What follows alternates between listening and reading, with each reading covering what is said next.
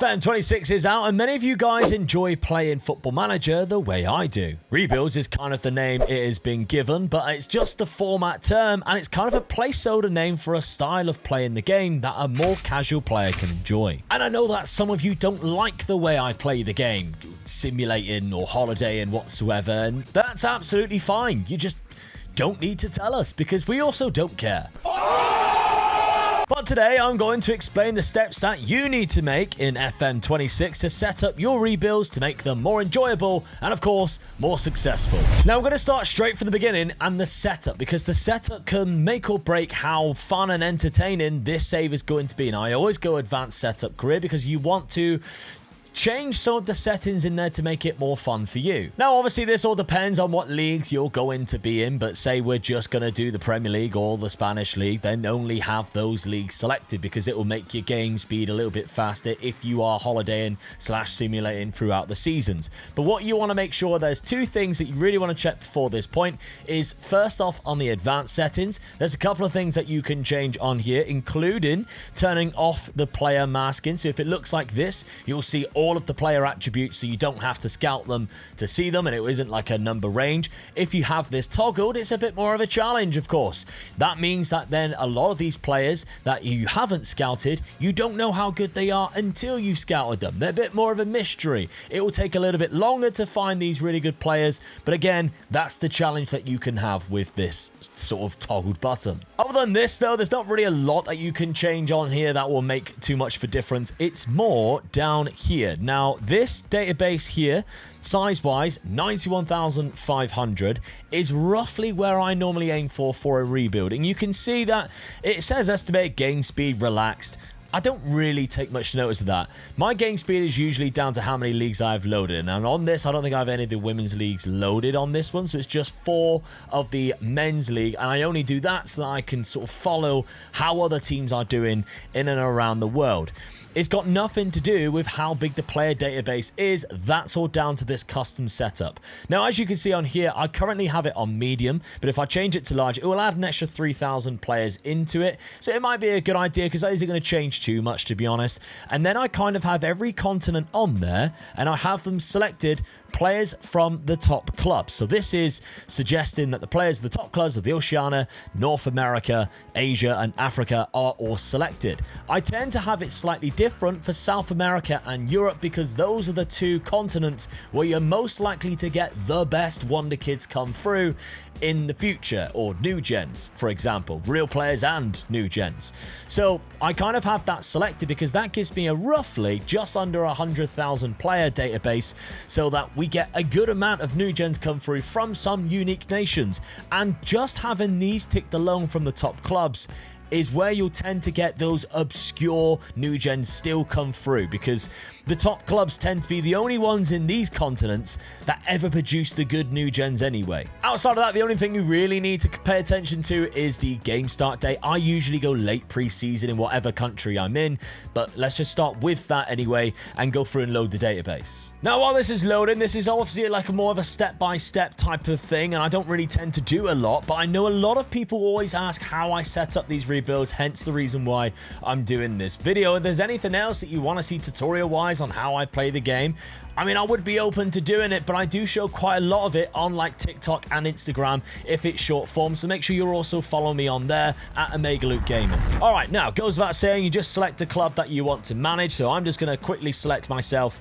as Barcelona manager there. Now, you can have whatever player profile, the manager profile you want, whether you obviously want to be sort of with no coacher badges, loads of them. It doesn't necessarily matter at this point.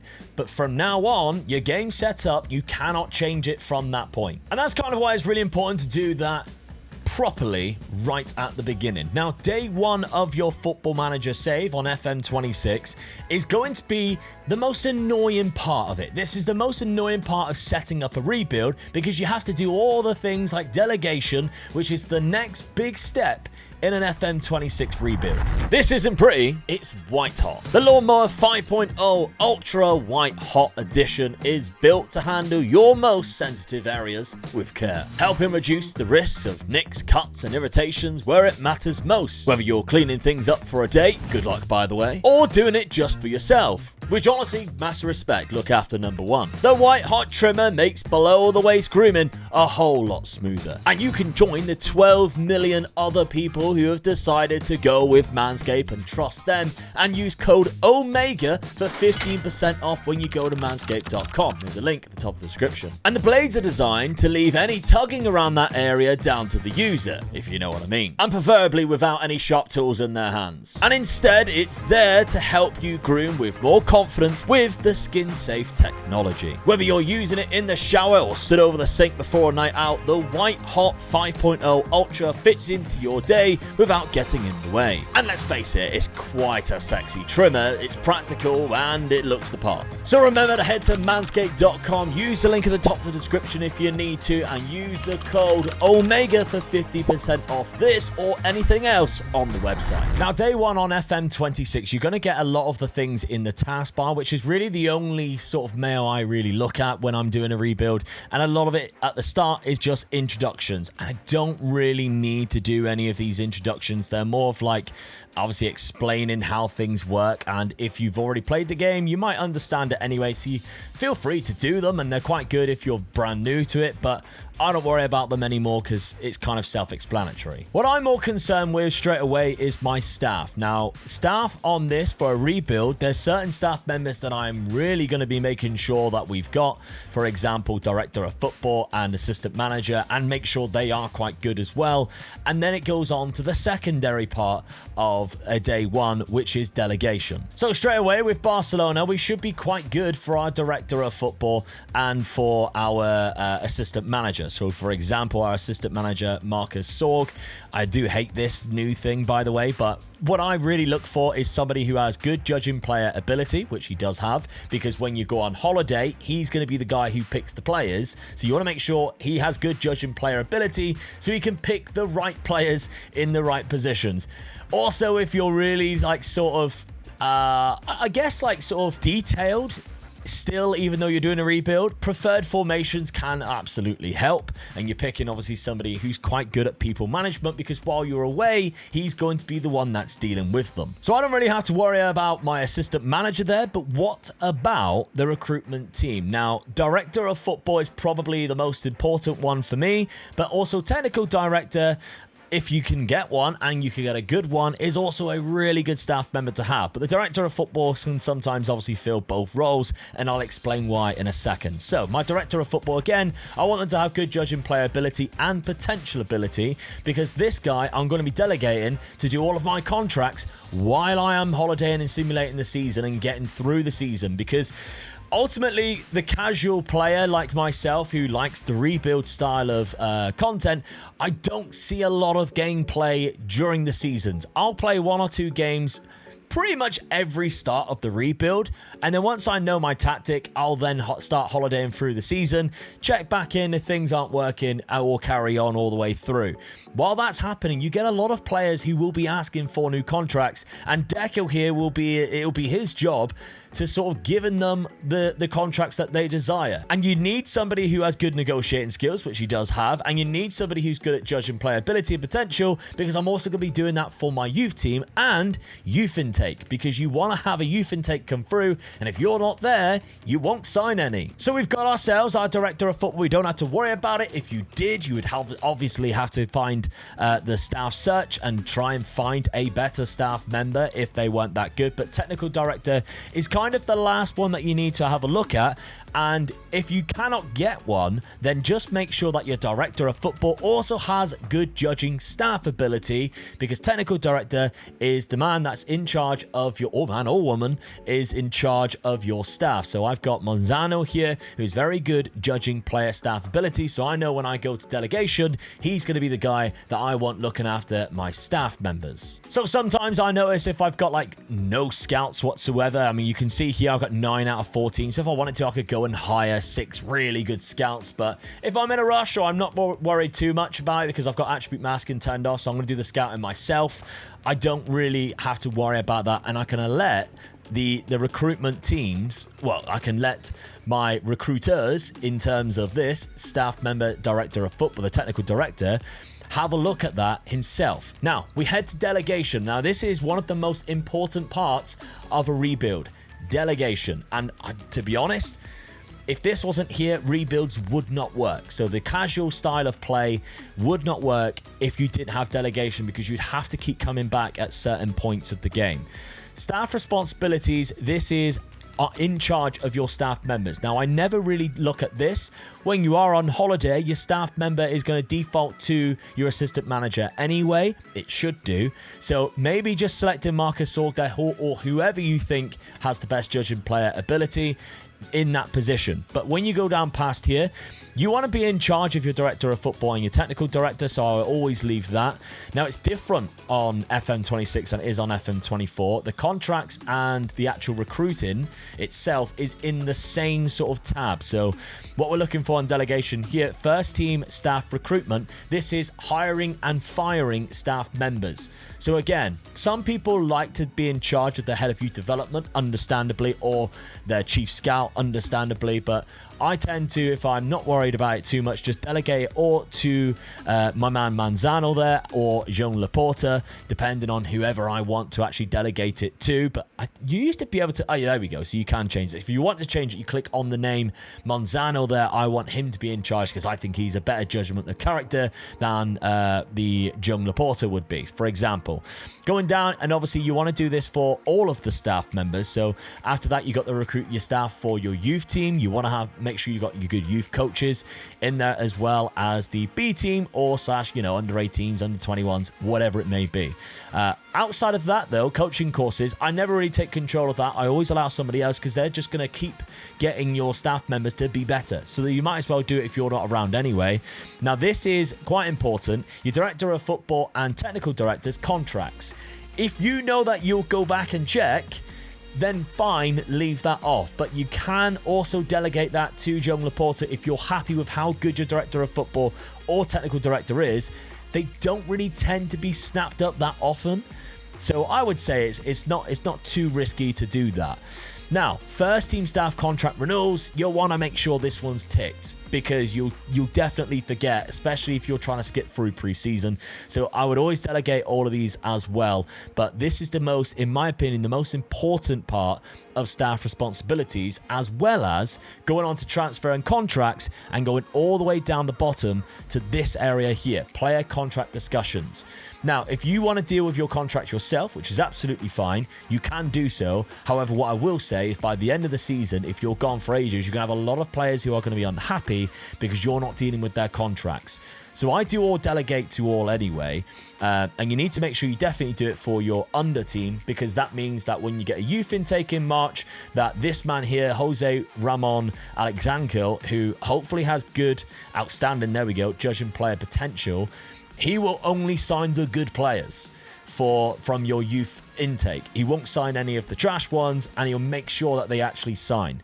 Now, for the player contract discussions, giving it to Deco here, does mean every time you offer a player and your bid gets accepted, he will offer the first contract. What I will say is actually sometimes really beneficial, because if they've got good negotiating skills, they can sometimes sign a player for so much cheaper wage-wise than what you can. But if you're a little bit more OCD and you want to be on top of that yourself, completely understandably, take control of it until you go on holiday, and the last thing you need to remember to do is delegate it back and confirm. Now, some of you guys might enjoy doing the media side of it. I don't necessarily, so I always delegate either way because it gets quite mundane to me anyway. And some of you also might like taking over the friendlies at the start of the season just to make sure your tactics played out. But if you wanted to delegate that too, you can do so down here. Now, that was obviously quite a lot to take in just from that one part, and we haven't even set up or even looked at our team yet. So what I I would always suggest to do next is your tactics. And sometimes you can't even go further in the game anyway without selecting a tactic, so you might as well. Now, how I always look at a side and determine what type of shape I'm going to do is just go into the first team and setting it by position to begin with, and then having a look to see roughly where our best, and what I'll do is I'll tend to toggle this, but from my best players. So if there's a team I'm not really aware of, I'll always toggle this by the best player and go, okay, my best player is a striker, but also I've got a really good couple of wingers and a decent centre midfielder, and my goalkeeper's not too bad either until I start getting down to here. So I basically know, all right, I've got one really good striker, two really good wingers, two good centre mids.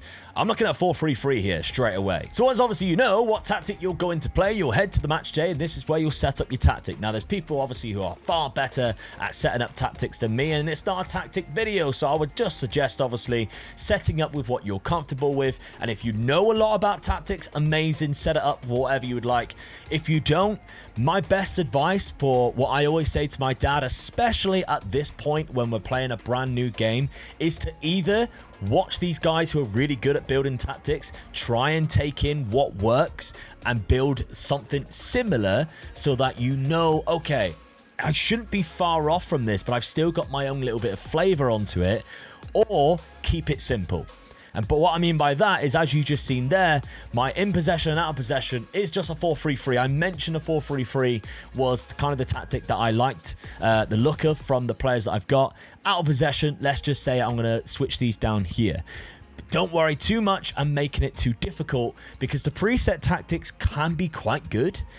Then I would just say, when you start learning more about the instructions itself, it's kind of a really good idea to sort of be like, right, okay, what normally works, what doesn't. Let's not be too crazy if I'm not that good at tactics. Not to mention as well, I mean, the best feature that I genuinely think Football Manager has ever included on a Football Manager, the visualizer, is here to help you in and out of possession now, because I genuinely think this visualizer is so amazing. So you can sort of see where your players are going to be.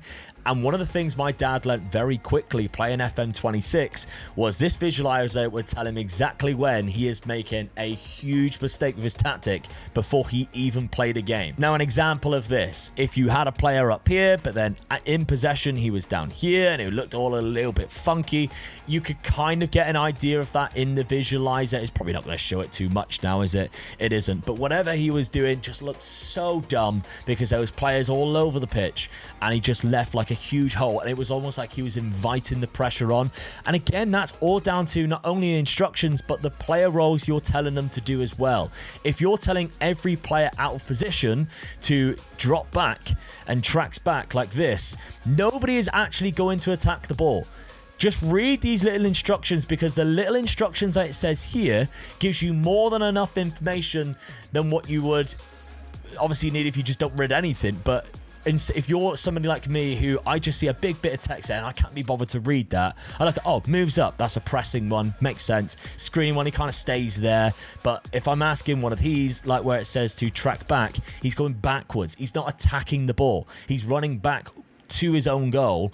If you've got all of your players doing that, you're just inviting the pressure on. Now, again, I'm not much of a wizard, but what I would always say, well, tactically anyway, but what I'd always say is once you've obviously got all your tactics set up and your staff set up, save the game straight away, especially while we're in this advanced access beta, because we don't quite know what will crash the game and what won't. Setting up your bookmarks is a new thing that you can do instead of obviously using the portal, because it will give you lots of different options to quickly find things that you might want to have a look at. Very easy to set up as well. So I've got mine, so like I know that's fixtures straight away, and that's where I can find the holiday button almost immediately. On the early stages of this, when it's the friendlies and stuff like that, I tend to just skip forward a week or so. But if I'm actually buying players, I will stick by and press continue quite a lot. And the good thing about FM26, because there are a lot of flaws, but there are some really good things about FM26, is you don't have to do as many clicks to progress the days. I am finding that just pressing continue, I will skip through quite a lot of days rather quickly in comparison to what I would in FM24, which is 100% a good thing to do. Well, a good thing to have for us casual players who enjoy more of the rebuild style. Now, say that you're getting into a save, but you think, all right, so there's a youngster in my team that I want to make sure is playing every single game, And when I press the best 11, which means this is tend to be what the assistant manager will pick while I am simulating the season, I'm like, right, okay, that's all well and good, but I want to play. Let's say, to be fair, he's playing quite a lot of the players I would actually want to play. Say I really want to play, I want to make sure Gavi plays every single game. Gavi is one of these players that in Barcelona sometimes doesn't play as much. Then I would select him in the role I want him to play. You have to remember to press confirm this time round. So I'm going to lock him into this. Now, I always get comments that say, how do you lock players into position? I don't understand it. Now, you never used to be able to on console. I'm hoping they change that for you guys. But on PC, it's always the same scenario. So now that we've got him locked in, once we go to our holiday button, which is here, go on holiday, I would love for it to change to simulate one day, possibly. Then you've got a couple of options down here, tactics and team selection. These two things here, always make sure the top one is definitely ticked, because else it's never going to play your tactic. But the secondary, use team selection where possible. You do not have to have a full 11 in there.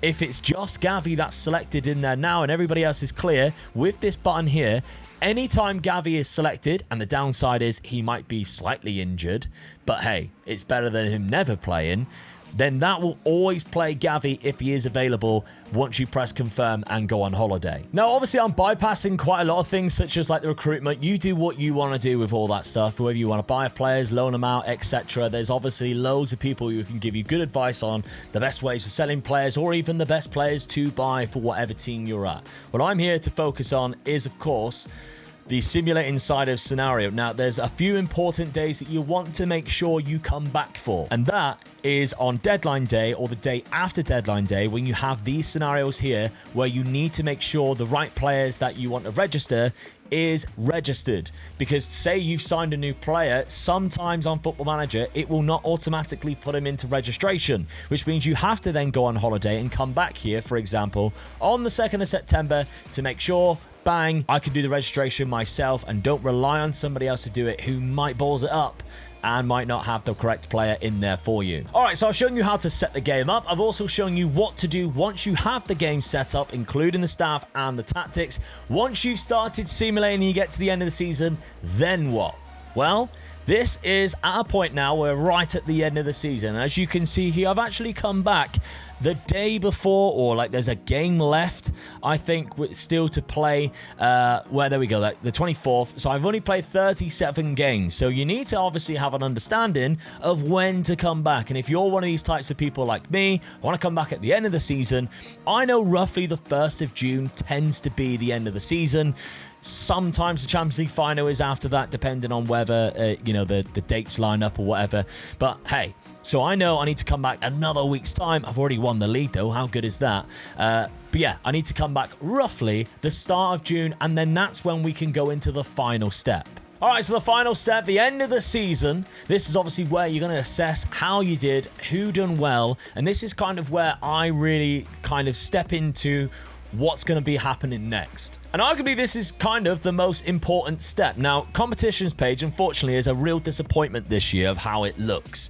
It doesn't tell you at a glance how well you've done compared to FM24, but you can kind of see it there. Knocked out the semi-final of Manchester City with the champions of La Liga. The Copa del Rey doesn't tell us where we finished, but we know we didn't win it because Atletico Madrid were the holders. So unfortunately, you have to go through and find out where it all went wrong, for example. But we know, for instance, the La Liga, we were really good in that. And teams-wise, we scored the most goals. Now, player statistics, we didn't necessarily have the most dominant fashion in there, but we did have Jules Koundé, who had the most assists, so we know he's done very well. So this is where I'll be like, right, okay, let's have a look at the squad instead. We didn't dominate into the point where we can see all of how well our squad done, but we know we still won the league. We must be doing really well. And having a look now on squad overview, the tile page gives you quite a lot of options just at a glance to decide what actions to take next. I can see here I've got 5 players who are concerned in the dynamics page, and it will give you an idea of what went wrong. Wants to start more games. Now, Ronald Araujo did not play as many games. He's very unhappy about it. He's also public about it. Marc Casado and Fermin are both asking to leave. Marc Casado wants to leave because he wants to reflect he wants a new deal. and 8 people agree with him. So for me, an easy one to keep the dynamics happy, because as you can see, a lot of people always say, when you go on holiday, how do you keep the club atmosphere well and the team cohesion? Literally just this page. It's really easy. Mark Casado wants a new deal. I'll offer him a new deal, or I'll get rid of him. That might disrupt a few people because 8 people agree with him. Again, same with Pau Kabasi. He's unhappy. He's public about it because he wants a new deal. 9 people agree with him, only 1 disagree. Now, Pau Kabasi, I'm looking at him going, well, he's 18 or 19 years old. He's worth £200 million. That runs out in 3 seasons. I probably would give him a new deal anyway. But it's a very good understanding from this page of where you stand on whether if you would disrupt the whole team, should you sell any players or get rid of them. Now, obviously, it's going to look a lot worse if you don't do as well across the season. We've just won the league. A lot of players are going to be quite happy with that. So we don't have to deal with too many problems whatsoever. Now, performance-wise is the next when I would have a look. So obviously, a lot of people would have their own selection information, how to look it up. I tend to look at a few different things. So goals-wise, who scored the most goals for me? Lewandowski and Ferran Torres. Brilliant. Assist-wise, was my attacking players there, wingers and fullbacks? Koundé, we knew was quite good anyway. Yamal was there. De Jong, who was more of a playmaking midfielder, so that isn't too bad. Balde got 12, so again, that's not bad. Rafinha didn't get that many assists, but he did get 20 goals. So to me, we're all good in that regard. The last thing I'd really check here, outside of obviously the goals and the assists and who played well, because you can also check the average rating and check, right, okay, he played 36 games there. Ferran Torres got 7.1. That ain't too bad at all. But here we go, like, that's not a very good example. Mark ter Stegen, goalkeeper, played 24 times, 6.92. Not amazing. Mark Casado, only 6.89. And he played 43 times. Could be somebody there that I'm already thinking, we might want to sell him. And if you're looking at his current ability and potential ability compared to the rest of the team, he isn't that good. And he's worth a lot of money. Mark Casado might be one of the first players that I'm looking to get rid of. But of course, sometimes you can't get rid of them unless they've got some options wanting to buy them, like Fermin here, who got a 7 rating, didn't play that much, very unhappy, and he has 2 very big clubs after him and would probably look to leave if a bid come in.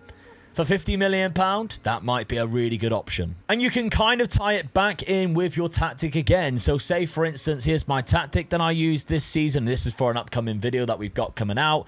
I'll pick the best 11 again, and I'll go, right, okay, so my best 11 now suggests that Kabasi is a better defensive midfielder and Ronald Araujo is centre-back. But we know Ronald Araujo didn't play that many games. He also is really unhappy. So if I'm looking at, right, what am I going to spend my money on this season? 1, why is Ferran Torres playing up front instead of Robert Lewandowski? We probably want to have a look at that next season and make sure Lewandowski is still playing and he's still good enough, for instance, to play. But 2, okay, I now have £143 million to spend. Where am I going to spend it? Well, just at a glance, it tells me Ronald Araujo is positioned that potentially I should be looking at improving or pulling Kabasi back to where Ronald Araujo is and looking for a defensive midfielder. Off the back of the really little bit of information that we've got at the end of the season of Ronald Araujo being unhappy. We know Kabasi's a centre-back. We know Araujo didn't play in that many games. Also, the star rating kind of gives away quite a lot. Now, in a nutshell, this is literally how I play the game. The only few things that I might do instead or add to that is recruitment focuses. If I'm feeling like I'm being a little bit lazy or I do have attribute masking turned on, I will start doing at the start of a rebuild, I will add a few recruitment focuses in, sometimes to look for players who are going to be out of contract within a year. That's quite easy to do. That's a nice little one to do, and you can create new ones here. For example, how are we doing it here? So any position next, there we go. So now you obviously make sure they're always ongoing because you're never going to be there to carry them on. But one of the good things that you can do is on further details, if you add the condition of a contract status and go it for expire in a year, they'll start scouting players who are going to be out of contract within a year. So when they get to January, sometimes if they're being scouted, they know that they're being scouted and there's like rumors they won't sign a contract. So at the end of the season, you can still approach them, which is kind of good. And then also, like, for instance, if I had that set up, when I go to player database and I look for, because there's quick filters here of players contracts expiring, there'll be a lot more players here that I have scouted. And as you can see, ones I've actually scouted, hardly any, because I don't have that recruitment focus. Whereas if I had that recruitment focus turned on, probably would be way more than what there is there right now. And that kind of in a nutshell is all I basically do for a casual rebuild type of save. Now, obviously, there's a lot of times where I'll go a little bit more into depth. I'll play a game or two, and when I'm getting clips for other types of saves, I will play a lot more of the games, maybe be a little bit more detailed and come back in January, assess the situation. If I see that I'm losing loads of games in a row, then I'll come back as well. But 9 times out of 10, when me and Dad are doing rebuilds because it's against each other and it's competitive, we go straight through to the end of the season. And if one of us gets sacked, that's the trouble that we're going to have there and then. But hopefully you won't get sacked now that you know how to set up a rebuild. You just obviously need to do the tactical side of things, which there's loads of other people that can help you. But maybe you're a tactic wizard and you just want to play the game a little bit more casually. The benefits of this, of course, is that you get obviously all of your intakes come through, so you can see if I go on to the under 19s here, you'll start to see new gen faces come through eventually. There we go, down the bottom, and these obviously came through the youth intake that we had throughout the season, which we weren't there for, but because of the staff responsibilities, they've been hired.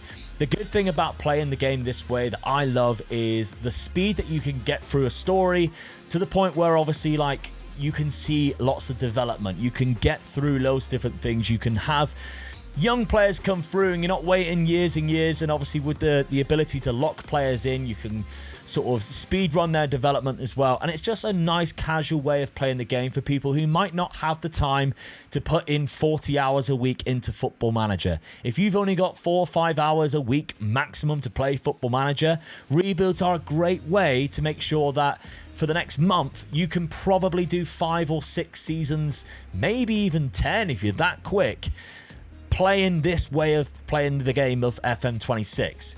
If you don't play the game and you want to play every single game, that's absolutely fine. You'll probably get through a season in like 3 or 4 weeks, but you don't get the upside that you would of a rebuild of seeing the development that we see going through the game really quick. Now, there are some downsides, of course. You do miss things. You might miss an instruction here, but once you do a few over and over again, you kind of pick up what you need to do. And to me, it's so much. It's one of the most fun ways of playing the game, and I'm really glad that a lot of you guys also really enjoy it. And I'm glad I can help you, sort of teach you my way of playing it, so that maybe if you ever wanted to give it a go, you now have the knowledge of how to set it up properly to make it a little bit more fun instead of a bit tedious. Because the amount of messages I get that says I get sacked every single time I'm doing a rebuild and I don't understand why. Go through this, take it step by step. Hopefully you can have a little bit of a better time with it. So there we have it. Thank you very much. Hope you enjoyed that one. Subscribe if you did. I really do appreciate you guys jumping on board recently, all you new guys. And if you like this type of video and these types of save, then you better be subscribed, because we've got loads coming out. Loads of stories coming out versus my dad. The rebuilds, of course, the stories that I like to do myself, which one of them will be this Barcelona save. I'm going to do 10 seasons as the Barcelona manager, and that's coming out very soon. So you want to make sure you are subscribed. And when it is out, I'll put it up on screen right now.